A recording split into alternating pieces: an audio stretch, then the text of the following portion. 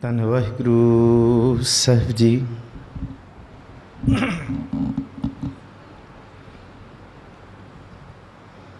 ਆਯੂ ਸ਼ਰਨ ਦੀਨ ਦੁਖ ਭੰਜਨ, ਚਿਤਵੋ ਤੁਮਰੀ ਓਰ। ਅਪੈ ਪਦ ਦਾਨ ਸਿਮਰਨ ਸੁਆਮੀ ਕੋ, ਪ੍ਰਭ ਨਾਨਕ ਬੰਧਨ ਛੋਰ। ਸਗਲ ਦਵਾਰ ਕਉ ਛਾੜ ਕੈ, ਗਇਓ ਦੁਹਾਰੋ ਦਵਾਰ। ਬਾਹੇ ਗਹੇ ਕੀ ਲਾਜ ਅਸ, ਗੋਬਿੰਦ ਦਾਸ ਤੁਹਾਰ। ਬਦਬਖਤ ਹਮ ਚੂੰ ਬਖੀਲ ਗਾਫਲ, ਬੇਨਜ਼ਰ ਬੇਬਾਕ। ਨਾਨਕ ਬੁਗੋਇਤ ਜਨ ਤੁਰਾ, ਤੇਰੇ ਚਾਕਰਾਂ ਪਾਖਾਕ। ਸਤਨਾਮ ਵਾਹਿਗੁਰੂ ਸਾਹਿਬ ਜੀਓ। ਬਹੁਤਾ ਕਰਮ ਲਿਖਿਆ ਨਾ ਜਾਏ, ਵੱਡਾ ਦਾਤਾ ਤਿਲ ਨਾ ਤਮਾਏ। ਧੰਨ ਸਤਿਗੁਰੂ ਸ੍ਰੀ ਗੁਰੂ ਗ੍ਰੰਥ ਸਾਹਿਬ ਮਹਾਰਾਜ ਜੀ ਦੀ ਪਾਵਨ ਹਜ਼ੂਰੀ ਅੰਦਰ ਸੁਭਾਇਮਾਨ ਗੁਰੂ ਪਿਆਰੇ ਸਤਸੰਗੀ ਜਨੋ, ਜਪਜੀ ਸਾਹਿਬ ਬਾਣੀ ਦੀ ਵਿਚਾਰ ਚੱਲ ਰਹੀ ਹੈ। ਆਪ ਬਖਸ਼ੋ ਅਸੀਸ। 24 ਪੌੜੀਆਂ ਦੀ ਵਿਚਾਰ ਕੱਲ ਤੱਕ ਸੰਪੂਰਨ ਹੋਈ ਸੀ। 25ਵੀਂ ਪੌੜੀ ਤੋਂ ਅਸੀਂ ਆਰੰਭ ਕਰੀਏ। ਕੋਈ ਵੀ ਰਸਨਾ ਵਾਂਝੀ ਨਾ ਰਹੇ। ਗੱਜ ਵੱਜ ਕੇ ਗੁਰੂ ਬਖਸ਼ੀ ਫਤਿਹ ਸਾਂਝੀ ਕਰੋ। ਆਖੋ ਜੀ ਵਾਹਿਗੁਰੂ ਜੀ ਕਾ ਖਾਲਸਾ, ਵਾਹਿਗੁਰੂ ਜੀ ਕੀ ਫਤਿਹ। ਧੰਨ ਸਤਿਗੁਰੂ ਗੁਰੂ ਨਾਨਕ ਦੇਵ ਜੀ ਮਹਾਰਾਜ ਜੀ ਨੇ ਇਸ ਬਾਣੀ ਦੀ 24 ਪੌੜੀਆਂ ਦੇ ਵਿੱਚ ਜੋ ਮਜ਼ਮੂਨ ਸਿੱਕੇ ਬੰਦ ਕੀਤਾ ਹੈ, ਜੋ ਮਜ਼ਮੂਨ ਵਿਚਾਰਿਆ, ਹੁਕਮ ਤੋਂ ਸ਼ੁਰੂ ਕਰਕੇ ਤੇ ਸਚਿਆਰਤਾ ਦੀ ਅਵਸਥਾ ਹਉਮੈ ਨੂੰ ਮਾਰ ਕੇ ਹੀ ਹੁਕਮ ਸਮਝਿਆ ਜਾ ਸਕਦਾ ਹੈ। ਉਪਰੰਤ ਇੱਥੋਂ ਤੱਕ ਦਾ ਸਫ਼ਰ 24 ਪੌੜੀਆਂ ਤੱਕ ਦਾ ਇੱਥੇ ਪਹੁੰਚਿਆ ਕਿ ਉਸ ਵਾਹਿਗੁਰੂ ਜੀ ਦੀ ਸਿਫਤ ਸਲਾਹ ਦਾ ਕੋਈ ਅੰਤ ਨਹੀਂ ਪਾ ਸਕਦਾ। ਜੇ ਕੋਈ ਪਾਉਣ ਦਾ ਯਤਨ ਕਰੇ ਉਹ ਆਪਣੀ ਹੋਂਦ ਨੂੰ ਖ਼ਤਮ ਕਰ ਲੇਗਾ, ਪਰ ਉਹਦਾ ਅੰਤ ਨਹੀਂ ਪਾਇਆ ਜਾ ਸਕੇਗਾ। ਜਿਸ ਤਰ੍ਹਾਂ ਨਦੀ ਦੇ ਅੰਦਰ ਸਮੁੰਦਰ ਅਤੇ ਸਮੁੰਦਰ ਦੇ ਅੰਦਰ ਨਦੀ, ਭਾਵ ਕਿ ਹੈ ਤੇ ਪਾਣੀ, ਪਰ ਸੂਰਜ ਕਿਰਨ ਮਿਲੇ ਜਲ ਕਾ ਜਲ ਹੁਆ ਰਾਮ। ਜੋਤੀ ਜੋਤ ਰਲੀ ਸੰਪੂਰਨ ਥੀਆ ਰਾਮ। ਨਾਮ ਵੱਖਰਾ ਸੀ ਨਦੀਆਂ ਦਾ, ਪਰ ਸਮੁੰਦਰ ਵਿੱਚ ਮਿਲ ਗਈਆਂ ਅਤੇ ਸਮੁੰਦ ਸ਼ਾਹ ਸੁਲਤਾਨ ਦਾ ਰੂਪ ਹੋ ਗਈਆਂ। ਔਰ ਸਿਫਤੀਆਂ ਦਾ ਕੋਈ, ਉਹਦੀ ਦੇਣ ਦਾਤ ਦਾ ਕੋਈ ਅੰਤ ਨਹੀਂ ਹੈ।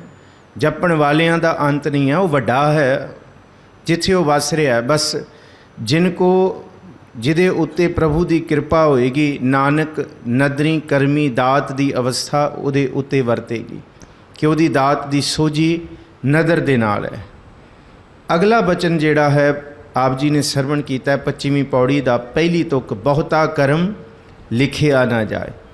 ਕਰਮ ਕਹਿੰਦੇ ਬਖਸ਼ੀਸ਼ ਨੂੰ। ਫਾਰਸੀ ਅਰਬੀ ਭਾਸ਼ਾ ਦਾ ਇਹ ਲਫ਼ਜ਼ ਹੈ ਕਿ ਉਹਦੀ ਕਿਰਪਾ, ਉਹਦੀ ਬਖਸ਼ਿਸ਼, ਉਹਦੀ ਦਾਤਾਂ ਨੂੰ ਕੋਈ ਕਲਮ ਦੇ ਨਾਲ, ਕਾਗਜ਼ ਦੇ ਨਾਲ ਲਿਖ ਨਹੀਂ ਸਕਦਾ। ਨਾਨਕ ਕਾਗਦ ਲਖ ਮਨਾ ਪੜ੍ਹ ਪੜ੍ਹ ਕੀਚੈ ਭਾਓ, ਮਸੂ ਤੋਟ ਨਾ ਆਵੀ ਲੇਖਣ ਪੌਣ ਚਲਾਓ। ਭੀ ਤੇਰੀ ਕੀਮਤ ਨਾ ਪਵੈ ਹੋਂ ਕੇਵਡ ਆਖਾਂ ਨਾਉ। ਕੋਈ ਦੱਸ ਨਹੀਂ ਸਕਿਆ। ਬਹੁਤਾ ਕਰਮ ਲਿਖਿਆ ਨਾ ਜਾਏ। ਕਾਗਜ਼ ਕਲਮ ਦੇ ਨਾਲ ਉਹਦੀ ਬਖਸ਼ਿਸ਼ ਨੂੰ ਲਿਖਿਆ ਨਹੀਂ ਜਾ ਸਕਦਾ। ਵੱਡਾ ਦਾਤਾ ਤਿਲ ਨਾ ਤਮਾਏ। ਤਿਲ ਜਿੰਨਾ ਉਹਦੇ ਅੰਦਰ ਤਮਾ ਕਹਿੰਦੇ ਲਾਲਚ ਨਹੀਂ ਹੈ। ਇਸ ਧਰਤੀ 'ਤੇ ਦਾਤੇ ਦੀ ਨਿਸ਼ਾਨੀ ਉਹ ਹੈ ਕਿ ਜਿਹੜਾ ਬਿਨਾਂ ਗਰਜ਼ ਤੋਂ ਦੇ ਦੇ, ਅਤੇ ਫਿਰ ਦੇ ਕੇ ਉਹਦੇ ਅੰਦਰ ਇਹ ਨਾ ਹੋਏ ਮੈਂ ਇਹਨੂੰ ਦਿੱਤਾ ਅਤੇ ਇਹ ਮੈਨੂੰ ਕੀ ਦੇਗਾ। ਉਹ ਸਭ ਤੋਂ ਵੱਡਾ ਇਸ ਧਰਤੀ 'ਤੇ ਦਾਤਾ ਹੈ। ਉਹਨੂੰ ਦਾਤਾ ਆਖੋ ਜਿਹਦੇ ਅੰਦਰ ਤਿਲ ਜਿੰਨਾ ਵੀ ਤਮਾ ਨਹੀਂ।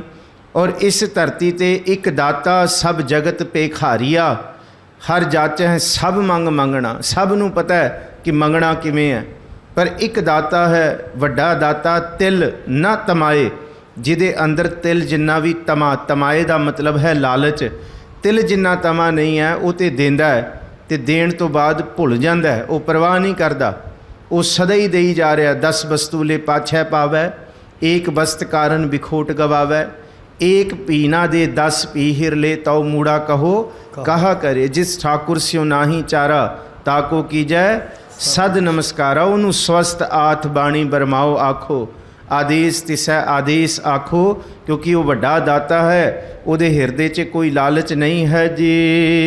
किते मंग हैं जो दे अपार, कित्या गणत नहीं विचार, किते खप टुट हैं बेकार। कौन कौन मंग रहा है उस वाहिगुरु तो? केते मंग हैं जोध अपार, ਵੱਡੇ ਯੋਧੇ ਤਾਕਤਾਂ ਉਹਦੇ ਤੋਂ ਲੈ ਰਹੇ ਨੇ। ਅਪਾਰ ਕਹਿੰਦੇ ਬੇਸ਼ੁਮਾਰ ਤਾਕਤ ਉਹਦੇ ਕੋਲ ਹੈ, ਅਪਾਰਤਾ ਜਿਹਦਾ ਅੰਤ ਨਹੀਂ ਹੈ। ਕੇਤਿਆਂ ਗਣਤ ਨਹੀਂ ਵਿਚਾਰ। ਹੁਣ ਇੱਥੇ 2 ਲਫ਼ਜ਼ ਨੇ, 2 ਵਾਰੀ ਕੇਤਿਆਂ ਆਇਆ ਹੈ ਇਸ ਪੌੜੀ ਦੇ ਵਿੱਚ। ਡਾਕਟਰ ਗੁਲਜ਼ਾਰ ਸਿੰਘ ਕੰਗ ਲਿਖਦੇ ਨੇ ਕਿ ਪਹਿਲਾਂ ਕੇਤਿਆਂ ਦੇ ਨਾਲ ਸੰਕੇਤਕ ਨਹੀਂ ਹੈ ਤੇ ਦੂਸਰਿਆਂ ਕੇਤਿਆਂ ਦੇ ਨਾਲ ਸੰਕੇਤਕ ਹੈ। ਕੇਤਿਆਂ ਨੂੰ ਨਹੀਂ ਆਇਆ ਇੱਥੇ, ਅੱਗੇ ਕੇਤਿਆਂ ਨੂੰ ਹੈ, ਭਾਵ ਅਰਥ ਭਾਵ ਦੇ ਵਿੱਚ। ਇੱਥੇ ਮਤਲਬ ਹੈ ਕੇਤਿਆਂ ਗਣਤ ਨਹੀਂ ਵਿਚਾਰ, ਕਿ ਵਾਹਿਗੁਰੂ ਕਿਹਨੂੰ ਕਿਹਨੂੰ ਦੇ ਰਿਹਾ ਹੈ, ਇਹਦੀ ਕੋਈ ਵੀ ਗਿਣਤੀ ਤੇ ਕੋਈ ਵੀ ਵਿਚਾਰ ਨਹੀਂ ਕਰ ਸਕਦਾ। ਇਹ ਤੇ ਇੱਕ ਇਸ਼ਾਰਾ ਕੀਤਾ ਹੈ ਨਾ ਕਿ ਕੇਤੇ ਮੰਗਹਿ ਜੋਧ ਅਪਾਰ, ਵੱਡੇ ਵੱਡੇ ਯੋਧੇ ਬੇਸ਼ੁਮਾਰ ਤਾਕਤ ਲੈਣ ਵਾਲੇ ਉਸ ਤੋਂ ਹੀ ਨੇ, ਉਹ ਮੰਗ ਰਹੇ ਨੇ।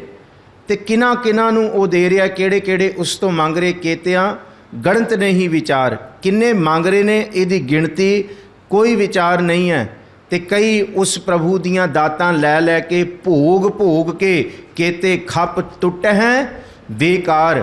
ਉਹਦੀਆਂ ਦਿੱਤੀਆਂ ਹੋਈਆਂ ਦਾਤਾਂ ਦੇ ਨਾਲ ਇੰਨੇ ਵਿਕਾਰੀ ਹੋ ਜਾਂਦੇ ਨੇ, ਇੰਨੇ ਜ਼ਿਆਦਾ ਗਫਲਤ ਦੇ ਵਿੱਚ ਬਦਫੈਲੀਆਂ ਵਿੱਚ ਜੀਵਨ ਬਤੀਤ ਕਰਦੇ ਨੇ, ਉਹਦੀਆਂ ਦਿੱਤੀਆਂ ਦਾਤਾਂ ਦਾ ਖੱਪ ਖੱਪ ਕੇ ਵਿਕਾਰ ਦੇ ਵਿੱਚ ਜੀਵਨ ਬਤੀਤ ਕਰਦੇ ਨੇ ਜੀ। ਕਿਤੇ ਲੈ ਲੈ ਮੁਕਰ ਪਾਹੇ, ਕਿਤੇ ਮੂਰਖ ਖਾਹੀ ਖਾਹੇ। ਉਹ ਜੋਧ ਸੂਰਮਿਆਂ ਨੂੰ ਦੇ ਰਿਹਾ ਤਾਕਤ, ਕਿਹਨਾਂ ਕਿਹਨਾਂ ਨੂੰ ਦੇ ਰਿਹਾ ਉਹਦੀ ਵਿਚਾਰ ਨਹੀਂ ਹੈ।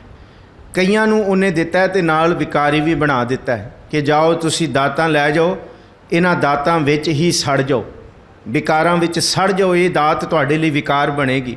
ਕਿਤੇ ਖੱਪੋ ਤੁਸੀਂ ਇਹਨਾਂ ਵਿਕਾਰਾਂ ਦੇ ਵਿੱਚ। ਟੁੱਟਹਿ ਵਿਕਾਰ, ਟੁੱਟਹਿ ਦਾ ਮਤਲਬ ਤੁਹਾਡਾ ਜੀਵਨ ਹੀ ਸੜ ਜਾਏ, ਟੁੱਟ ਬਲ ਜਾਏ, ਖਤਮ ਹੋ ਜਾਏ।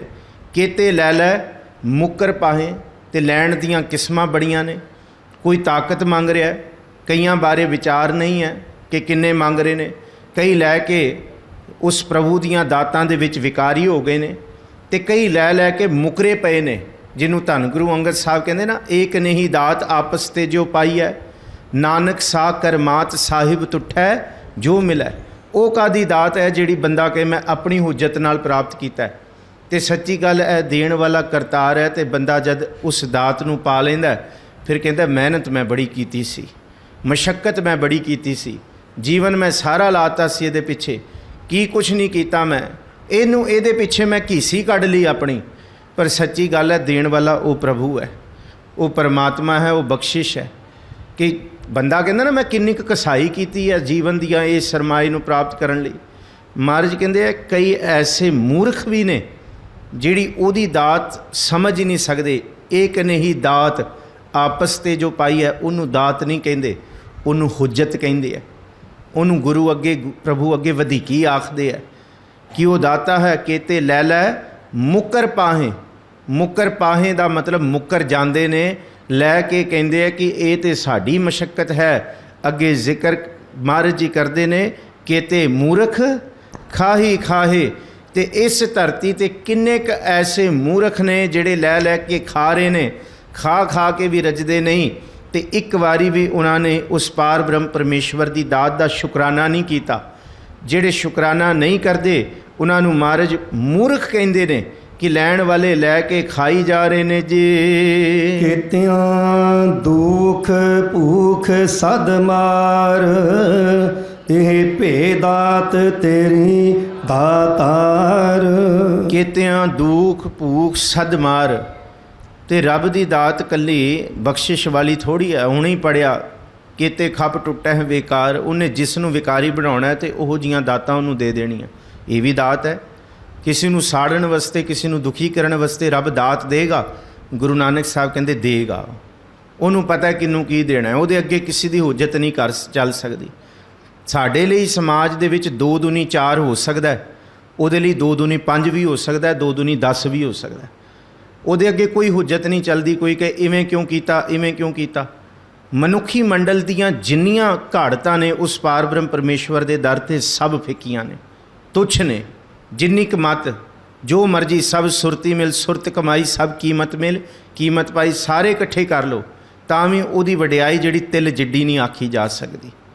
ਹੁਣ ਮਹਾਰਾਜ ਜੀ ਕਹਿੰਦੇ ਕੇਤਿਆਂ ਦੁੱਖ ਨਹੀਂ ਪੜਨਾ ਤੇ ਭੁੱਖ ਵੀ ਨਹੀਂ ਪੜਨਾ।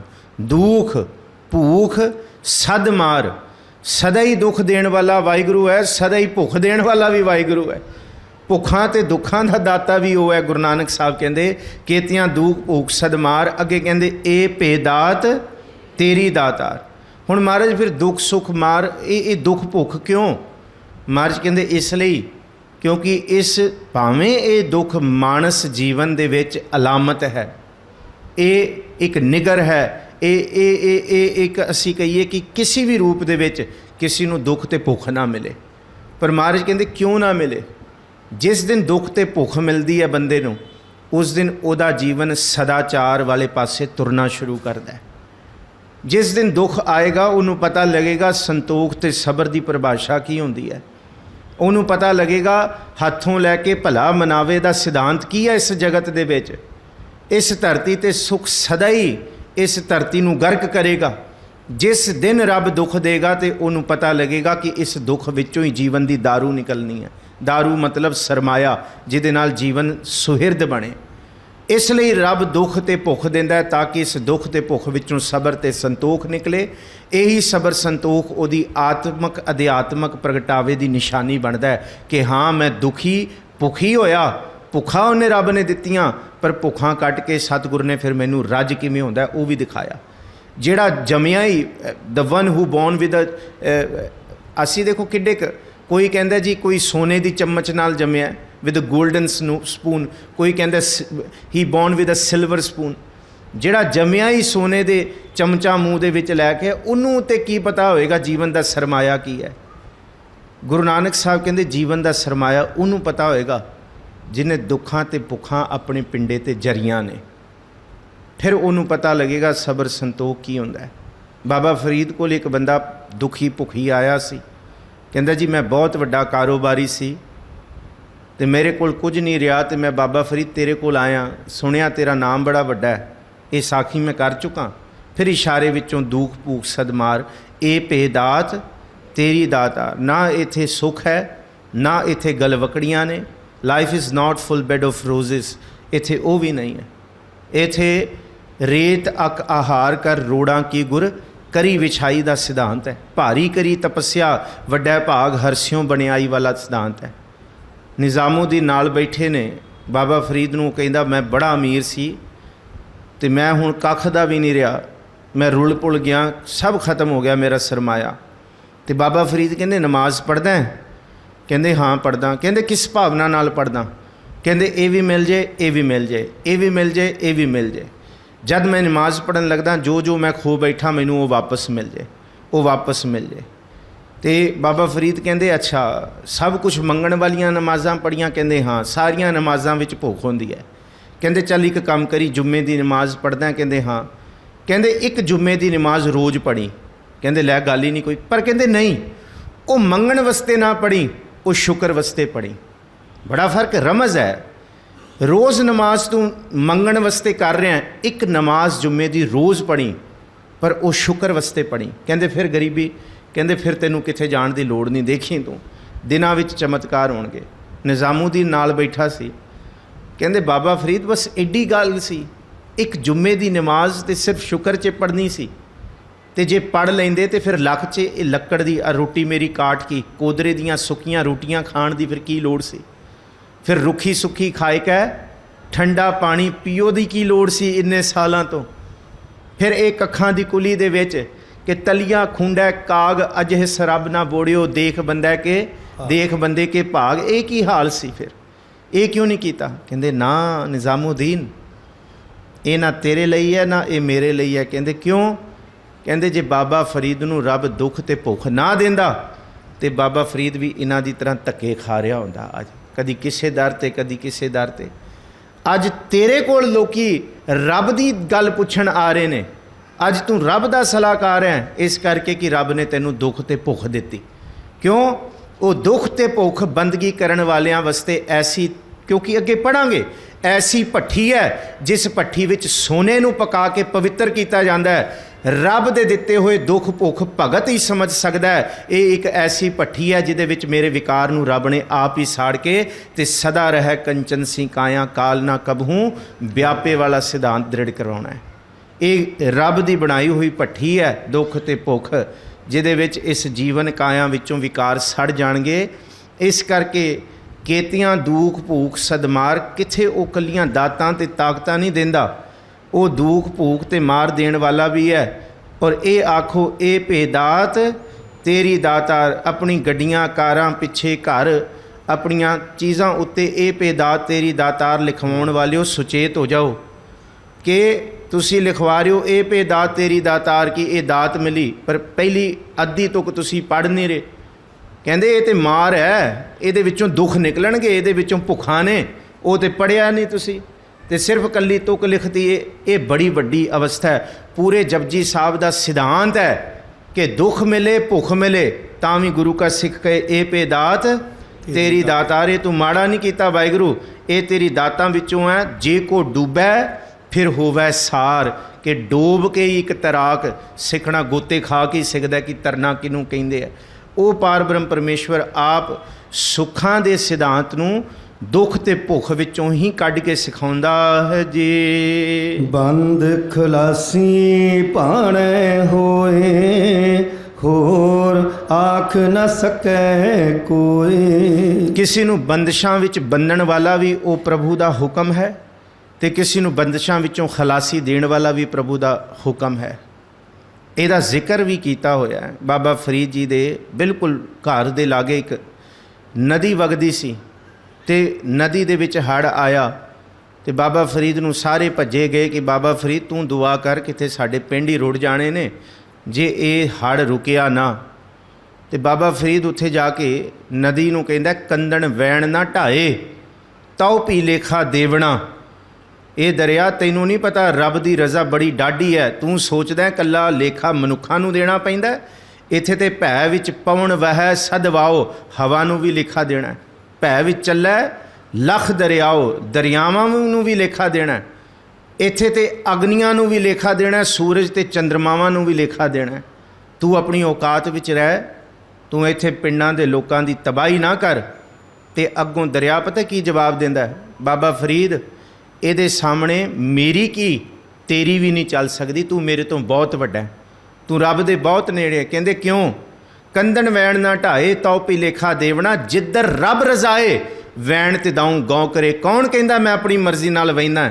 ਮੈਂ ਤੇ ਰੱਬ ਦੀ ਰਜ਼ਾ ਵਿੱਚ ਵਹਿ ਰਿਹਾ। ਉਹਨੇ ਕਿਹਾ ਤਬਾਹੀ ਕਰ, ਤੇ ਮੈਂ ਤਬਾਹੀ ਕਰ ਰਿਹਾ। ਇਸ ਕਰਕੇ ਬਾਬਾ ਫਰੀਦ ਕਹਿੰਦਾ ਜੋ ਹੋ ਰਿਹਾ ਇਹ ਗੁਰੂ ਨਾਨਕ ਸਾਹਿਬ ਦਾ ਸਿਧਾਂਤ ਹੀ ਸਮਝ ਲਓ ਕਿ ਤਿਆਂ ਦੂਖ ਭੂਖ ਸਦਮਾਰ ਇਹ ਭੇਦਾਤ ਤੇਰੀ ਦਾਤਾਰ। ਕਿਸੇ ਨੂੰ ਬੰਦਿਸ਼ ਵਿੱਚ ਰੱਖਣਾ ਇਹ ਉਹਦਾ ਭਾਣਾ ਹੈ, ਤੇ ਕਿਸੇ ਨੂੰ ਖਲਾਸੀ ਦੇਣੀ, ਖਲਾਸ ਕਰ ਦੇਣਾ ਕਿ ਮੁਕਤ ਕਰ ਦੇਣਾ ਹਰ ਇੱਕ ਰੂਪ ਤੋਂ, ਭਾਵੇਂ ਜਨਮ ਮਰਨ ਤੋਂ ਤੇ ਭਾਵੇਂ ਦੁੱਖਾਂ ਸੁੱਖਾਂ ਤੋਂ ਭੁੱਖਾਂ ਤੋਂ। ਬੰਦ ਖਲਾਸੀ ਇਹ ਦੋ ਲਫ਼ਜ਼ ਨੇ ਪਰ ਵੱਖਰੇ ਵੱਖਰੇ ਨੇ। ਬੰਦਿਸ਼ ਵਿੱਚ ਬੰਦ, ਖਲਾਸੀ ਦਾ ਮਤਲਬ ਮੁਕਤੀ।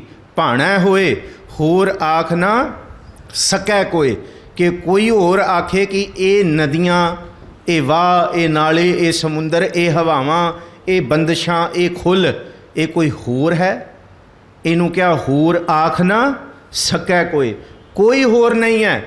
ਜੇ ਕੋਈ ਹੋਰ ਆਖਣ ਦਾ ਯਤਨ ਵੀ ਕਰੇਗਾ ਅੱਗੇ ਸਰਵਣ ਕਰੋ ਜੀ। ਜੇ ਕੋ ਖਾਇਕ ਆਖਣ ਪਾਏ, ਉਹ ਜਾਣੈ ਜੇਤੀਆਂ ਮੂੰਹ ਖਾਏ। ਜੇ ਕੋਈ ਕਹੇਗਾ ਨਾ ਖਾਇਕ, ਖਾਇਕ ਕਹਿੰਦੇ ਮੂਰਖ, ਖਾ ਯਾਯਕ ਇਹ ਲਫ਼ਜ਼ ਹੈ ਜੀ ਸੰਸਕ੍ਰਿਤ ਦਾ, ਕਿ ਬਹੁਤਾ ਬੋਲਣ ਵਾਲਾ, ਖੁਆਰੀ ਹੋ ਕੇ ਖੁਆਰ ਦੇ ਵਿੱਚ ਰੋਲਾ ਪਾਉਣ ਵਾਲਾ। ਬਸ ਜੋ ਜੀ ਹੋਈ ਸੋ ਉਗਵੈ ਮੂੰਹ ਕਾ ਕਹਿਆ ਵਾਓ ਵਾਲਾ ਹੋਏ। कि वो बोले नानक फिक्का बोलिया तन मन फिक्का होए वाला, इनू खायक क्या है? मूर्ख। जे कोई मूर्ख आखे ना लै ये थोड़ी हुक्म हो सकता है, ये थोड़ी हुक्म हो सकता है, ये भी हुक्म है भाई। बंद खलासी भाणा होए, जे होर आख ना सकै कोई आख सकता कि होर कोई कर रहा? कोई नहीं आख सकता होर नहीं कर रहा, उही कर रहा है। उसी हाथ तो वो मिठा फल भी दे रहा, उसी हाथ तो वो कुड़तन वाला फल भी दे रहा। जे को खायक, जे कोई मूर्ख आखण पाए कि बोले कि नहीं, आखण का मतलब बोलना, आख के ये कहे कि नहीं जी बंद खलासी किसी होर तरीके नाल भी कट्टी जा सकती है, अपने यतन नाल भी कट्टी जा सकती है। मैं कर लेना जी पाठ, मैं इन्नी उज्जत कर लेना, मैं चलिए भी कट लेना, मैं बिना जुतियां तो भी मैं तुर पैना उहदे द्वारे वाल। जे ये भी उहदा भाणा नहीं है ना, फिर कोई प्राप्त नहीं कर सकता। जे को खायक आखण पाए, कोई मूर्ख कहे नहीं जी होर भी तरीके ने, ओह जाणै जेतियां मोह खाए। मोहे नहीं पढ़ना, मोह पढ़ना है। मोह का मतलब मूँह, भाई साहब ने पढ़िया होने। कहते उस बंदे नूं उस दिन पता लगेगा जब रब की दरगाह दे उहदे मूँह ते छित्तर पैणगे कि दस किहदी ताकत चल रही है, कि तू रब अगे भी हुज्जतां करदा है, तैनूं हुज्जत करन दी सज़ा बिल्कुल मिलेगी। गुरु नानक साहब कहते कोई हुज्जत दे विच बच नहीं सकदा इत्थे। जेहा बीजै सो लुणै कर्मा संदड़ा खेत है, ओह जाणै जेतियां बिंदी ला के पढ़ना है, जेतियां मोह खाए। उहदे मूँह ते जद वो मार पेगी तो उन्होंने एहसास होएगा कि करन वाला करतार है जी। आपे जाने आपे दे आखें से पेके के। वो आप ही जानदा है ते आप ही देंदा है। जे मैनू लोड़ होएगी दुखां ते भुखां दी देण दी, वो सलाह करके नहीं देगा, वो दे देगा। जे उन्होंने लोड़ है कि फलाणे नूं पातशाही दे देनी है, फिर उन्हें वही वो दे देनी है। उन्हें नहीं पूछना, किसी नूं सलाह नहीं करना, आपे जाना आपे दे। पर इस गल नूं आखें से भे कई के समझियो, ये सारी लैंदी बोली है। ये मुल्तानी दे ये वाक ने, लफ्ज़ ने मुल्तानी दे। इस धरती ते वाकई मूर्ख बहुत सारे ने जिहड़े बोलण वाले ने, चल चल मैं नहीं मनदा रब हुंदा, जा मैं नहीं मनदा रब हुंदा। मारे कहंदे बोल लै, सारी उम्र बोल लै, उस दिन पता लगेगा जब वह न्याय होएगा। वो है वो दस देगा आप ही। 100 वारी की सारी उम्र करोड़ों वारी जिन्ने मर्जी बंदे पिछे ला लै, कह दे असी नहीं मनते रब दे न्याय नूं, तू कही जा।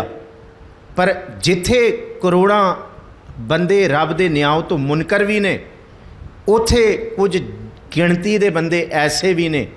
आखें से भे कई के दा मतलब कोई दे विचों कोई एक है, करोड़ां विचों कोई एक है जिहड़ा ये आखदा है कि वो वाहिगुरू ही आपे जाना है आपे दे।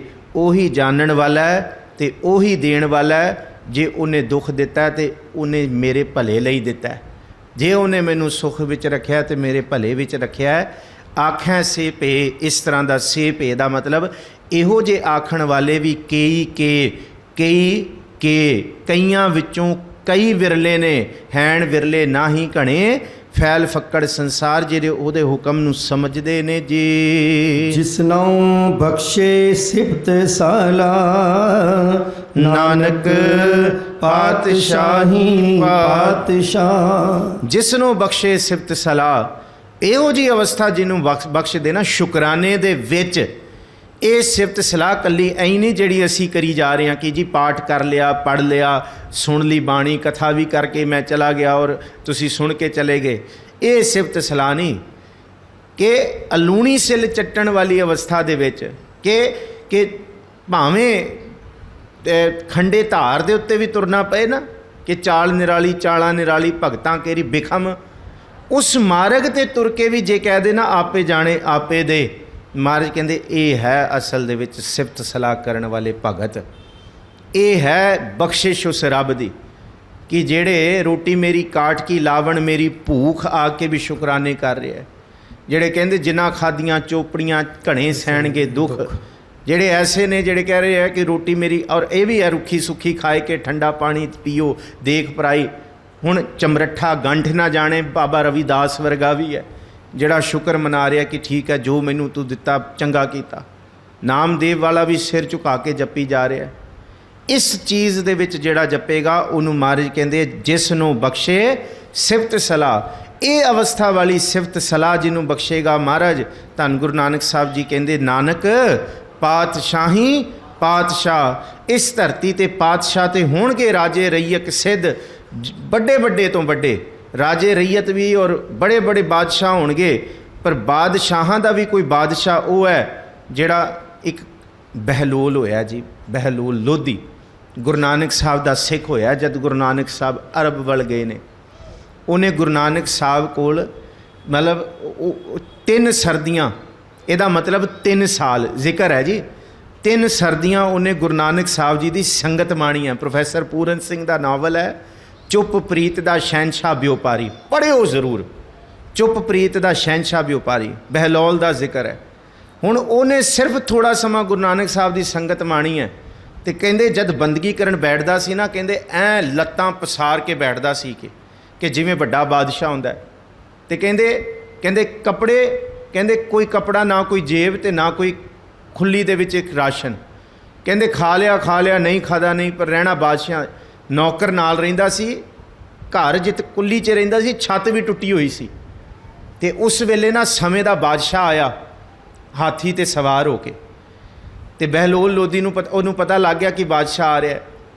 ਅਤੇ ਨੌਕਰ ਨੂੰ ਕਹਿੰਦਾ ਆਹ ਜਿਹੜਾ ਤਾਟ ਪਿਆ ਹੋਇਆ ਨਾ ਚੱਕ ਕੇ ਪਰਾਂ ਕਰ। ਉਹ ਕਹਿੰਦਾ ਕੀ ਕਰੀ ਜਾਂਦੇ ਹੋ ਸਾਧ ਜੀ, ਉਹ ਤਾਂ ਉਹਦੇ ਲਈ ਵਿਛਾਇਆ ਸੀ ਅਤੇ ਅੱਜ ਉਹ ਆ ਰਿਹਾ, ਸ਼ੁਕਰ ਕਰੋ। ਕਹਿੰਦੇ ਨਾ ਚੱਕ ਕੇ ਪਰਾਂ ਕਰ। ਉਹ ਬਾਦਸ਼ਾਹ ਆਇਆ ਨਾ, ਐਂ ਕੱਪੜੇ ਬੜੇ ਮਹਿੰਗੇ ਪਾਏ ਸੀ, ਐਂ ਕੱਪੜੇ ਫੜ ਕੇ ਆਇਆ, ਬੜੇ ਸੋਹਣੇ ਕੱਪੜੇ। ਬਹਿਲੋਲ ਕਹਿੰਦਾ ਬਹਿ ਜਾ। ਉਹ ਵੇਖੇ ਮੈਂ ਬੈਠਾ ਕਿੱਥੇ, ਬਹਿਲੋਲ ਆਪ ਜ਼ਮੀਨ 'ਤੇ ਬੈਠਾ ਸੀ। ਉਹ ਕਦੀ ਐਵੇਂ ਕੱਪੜਾ ਲਪੇਟੇ, ਕਦੀ ਐਂ ਲੱਤਾਂ ਜੀ ਇਕੱਠੀਆਂ ਕਰਕੇ ਨਾ ਬਹਿ ਗਿਆ ਕਿ ਕਿੱਥੇ ਕੱਪੜਾ ਨਾ ਮੈਲਾ ਹੋ ਜਾਏ। ਅਤੇ ਬਹਿਲੋਲ ਕਹਿੰਦੇ ਕਮਾਲ ਹੈ, ਖਾਕ ਕਾ ਹੈ ਪੁਤਲਾ ਖਾਕ ਸੇ ਪਰਹੇਜ਼ ਹੈ। ਕਹਿੰਦੇ ਹੱਦ ਹੋ ਗਈ ਬਾਦਸ਼ਾਹ, ਤੂੰ ਖਾਕ ਦਾ ਪੁਤਲਾ ਹੈ ਅਤੇ ਤੈਨੂੰ ਖਾਕ ਤੋਂ, ਇਹਨੂੰ ਹੀ ਕਿ ਬਾਬਾ ਫਰੀਦ ਕਹਿੰਦੇ ਨਾ ਕਿ ਇਹ ਪਾਤਸ਼ਾਹੀਆਂ ਬੜੀਆਂ ਵਿਰਲੀਆਂ ਨੇ। ਆਖੈਂ ਸੇ ਪੇ ਕਈ ਕੇ ਕੋਈ ਵਿਰਲਾ ਹੈ ਜਿਹੜਾ ਬਾਦਸ਼ਾਹ ਨੂੰ ਵੀ ਕਹਿ ਰਿਹਾ ਕਿ ਖਾਕ ਕਾ ਪੁਤਲਾ ਹੈ ਖਾਕ ਸੇ ਪਰ। ਅਤੇ ਕਹਿੰਦੇ ਤੈਨੂੰ ਕੀ ਹੋਇਆ, ਤੈਨੂੰ ਨਹੀਂ ਪਰਹੇਜ਼। ਅੱਗੋਂ ਬਹਿਲੋਲ ਕਹਿੰਦਾ ਅਬ ਤੋਂ इत्र मिट्टी का लगाते हैं पोशाक पे कि खाक से उल्फत रहे आखिर मिलना है खाक से। ਕਹਿੰਦੇ ਹੱਦ ਹੋ ਗਈ। ਬਾਦਸ਼ਾਹ ਇਹ ਪੁੱਛਦਾ ਹੈ ਕਿ ਮੈਂ ਤੇਰੇ ਕੋਲ ਆਇਆ, ਪਰ ਬਹਿਲੋਲ ਪਹਿਲਾਂ ਪੁੱਛਦਾ ਦੱਸ ਬਾਦਸ਼ਾਹ ਕਿਵੇਂ ਆਉਣਾ ਹੋਇਆ। ਉਹ ਹੁਣ ਸ਼ਰਮਿੰਦਾ ਹੋ ਗਿਆ, ਪਹਿਲਾਂ ਤੇ ਖਾਕ ਜੋਗਾ ਹੀ ਕਰਤਾ, ਹਉਮੈ ਨੂੰ ਖਾਕ ਕਰਤਾ। ਹਾਥੀ 'ਤੇ ਸਵਾਰ ਹੋ ਕੇ ਆਇਆ, ਮਿੱਟੀ ਯਾਦ ਕਰਾਤੀ ਕਿ ਬਾਦਸ਼ਾਹ ਮਿੱਟੀ ਹੋਣਾ, ਪਰਹੇਜ਼ ਨਾ ਕਰ ਖਾਕ ਤੋਂ। ਇਹ ਜਿਉਂਦਿਆਂ ਪੈਰਾਂ ਤਲੇ ਮੋਇਆਂ ਉੱਪਰ ਹੋਏ। ਉਹ ਕਹਿੰਦਾ ਮੈਂ ਲੰਘ ਰਿਹਾ ਸੀ ਅਤੇ ਸੋਚਿਆ ਬਹਿਲੋਲ ਨੂੰ ਦੁਆਈ ਕਰਦਾ ਜਾਵਾਂ, ਸਲਾਮ ਹੀ ਕਰਦਾ। ਇੱਧਰ ਸੇ ਗੁਜ਼ਰ ਰਿਹਾ ਸੀ, ਮੈਂ ਕਿ ਸਲਾਮ। ਕਹਿੰਦੇ ਠੀਕ ਹੈ, ਹੋ ਗਈ ਸਲਾਮ। ਕਹਿੰਦੇ ਹਾਂ ਮੇਰੇ ਮਨ 'ਚ ਖਿਆਲ ਆਇਆ। ਉਹਨੇ ਦੇਖ ਲਿਆ ਸੀ ਕੁੱਲੀ ਦੇ ਸਿਰ ਉਹਦੇ ਛੱਤ ਨਹੀਂ ਹੈ ਕਿ ਬਹਿਲੋਲ ਕੁਝ ਚਾਹੀਦਾ ਦੱਸ, ਕੋਈ ਗਰਜ਼ ਦੇ ਵਿੱਚ ਨਹੀਂ ਮੈਂ ਦੇਣ ਆਇਆ। ਦੇਖ ਮੈਂ ਤੇਰੇ ਅੱਗੇ ਖਾ ਕੇ ਸਪੁਰਦ ਹੋ ਗਿਆ ਕਿ ਮਿੱਟੀ ਦੇ ਵਿੱਚ ਵੀ ਬਹਿ ਗਿਆ ਮੈਂ, ਹੋਰ ਦੱਸ ਕੋਈ ਚੀਜ਼ ਚਾਹੀਦੀ, ਮੈਂ ਨਿਮਾਣਾ ਹੋ ਕੇ ਤੈਨੂੰ ਕਹਿ ਰਿਹਾ ਦੇ ਦੇ। ਕਹਿੰਦੇ ਨਾ ਚਲਾ ਜਾ, ਜਿਵੇਂ ਆਇਆ ਸੀ ਦੁਆ ਸਲਾਮ ਹੋ ਗਈ ਨਾ, ਕਹਿੰਦੇ ਜਾ ਚਲਾ ਜਾ, ਨਹੀਂ ਚਾਹੀਦਾ। ਕਹਿੰਦੇ ਬੜਾ ਢੀਠ ਹੈ ਬਹਿਲੋਲ, ਉਹ ਵੀ ਬਾਦਸ਼ਾਹ ਕੀ ਕਰੇ ਹੁਣ, ਇਸ ਤੋਂ ਜ਼ਿਆਦਾ ਉਹ ਆਪਣੀ ਤੋਹੀਨ ਕਿਵੇਂ ਸਹੇ। ਉਹ ਵੀ ਉੱਠ ਕੇ ਤੁਰਦਾ ਬਣਿਆ ਅਤੇ ਸੇਵਕ ਕਹਿੰਦਾ ਬਾਦਸ਼ਾਹ ਚਲਾ ਗਿਆ। ਬਹਿਲੋਲ ਕਹਿੰਦਾ ਠੀਕ ਹੈ ਫਿਰ ਚਲਾ ਗਿਆ ਕੀ। ਕਹਿੰਦੇ ਹਜੇ ਵੀ ਸੋਚ ਲਓ ਜਾ ਰਿਹਾ, ਮੈਂ ਮਾਰਾਂ ਆਵਾਜ਼। ਕਹਿੰਦੇ ਕਿਉਂ। ਕਹਿੰਦੇ ਹੋਰ ਕੁਝ ਨਹੀਂ, ਘੱਟੋ ਘੱਟ ਧੁੱਪ ਇੰਨੀ ਪੈਂਦੀ ਹੈ ਦਿਨੇ, ਸਿਰ 'ਤੇ ਛੱਤ 'ਤੇ ਸਲਾਮਤ ਹੋ ਜੇ ਕਿ ਕੁੱਲੀ 'ਚ ਬਹਿ ਸਕੀਏ। ਕਹਿੰਦੇ ਜਾ ਲੈਣ ਦੇ ਫਿਰ ਮੈਂ ਤੈਨੂੰ ਦੱਸਾਂਗਾ। ਬਾਦਸ਼ਾਹ ਗਿਆ। ਬਹਿਲੋਲ ਪੁੱਛਦਾ ਆਪਣੇ ਨੌਕਰ ਨੂੰ, ਕਹਿੰਦੇ ਜਦ ਬਾਦਸ਼ਾਹ ਆਇਆ ਸੀ ਕਿਵੇਂ ਬੈਠਾ ਸੀ ਮੈਂ। ਕਹਿੰਦੇ ਜੀ ਤੁਸੀਂ ਐਂ ਲੱਤਾਂ ਸਿੱਧੀਆਂ ਕਰਕੇ ਪਸਾਰ ਕੇ ਬੈਠੇ ਸੀ। ਕਹਿੰਦੇ ਕਿਵੇਂ। ਕਹਿੰਦੇ ਬਹਿ ਕੇ ਦਿਖਾ। ਕਹਿੰਦੇ ਲੱਤਾਂ। ਕਹਿੰਦੇ ਕੋਈ ਬੈਠ ਸਕਦਾ। ਕਹਿੰਦੇ ਨਹੀਂ। ਕਹਿੰਦੇ ਬਹਿਲੋਲ ਬੈਠ ਸਕਦਾ। ਕਹਿੰਦੇ ਕਿਉਂ। ਕਹਿੰਦੇ ਨਾਨਕ ਸਿਖਾ ਕੇ ਗਿਆ। ਕਹਿੰਦੇ ਕੀ। ਕਹਿੰਦੇ ਅੱਜ ਬਾਦਸ਼ਾਹ ਆਇਆ ਸੀ, ਬਹਿਲੋਲ ਲੱਤਾਂ ਪਸਾਰ ਕੇ ਬਾਦਸ਼ਾਹ ਸਾਹਮਣੇ ਬੈਠਾ ਸੀ। ਅੱਜ ਮੈਂ ਹੱਥ ਪਸਾਰ ਲੈਂਦਾ ਨਾ, ਫਿਰ ਸਾਰੀ ਜ਼ਿੰਦਗੀ ਉਹਦੇ ਅੱਗੇ ਮੈਂ ਲੱਤਾਂ ਨਹੀਂ ਸੀ ਪਸਾਰ ਸਕਦਾ। ਗੁਰੂ ਨਾਨਕ ਮੈਨੂੰ ਇਹ ਸਿਖਾ ਕੇ ਗਿਆ, ਜਿਸ ਨੂੰ ਬਖਸ਼ੇ ਸਿਫਤ ਸਲਾਹ ਨਾਨਕ ਪਾਤਸ਼ਾਹੀ ਪਾਤਸ਼ਾਹ। ਗੁਰੂ ਨਾਨਕ ਮੈਨੂੰ ਪਾਤਸ਼ਾਹਾਂ ਦਾ ਪਾਤਸ਼ਾਹ ਬਣਾ ਕੇ ਗਿਆ, ਤੂੰ ਮੇਰੇ ਸੇਵਕ ਮੈਨੂੰ ਇਹਦਾ ਵੀ ਗੁਲਾਮ ਬਣਾਉਣ ਲੱਗਾ।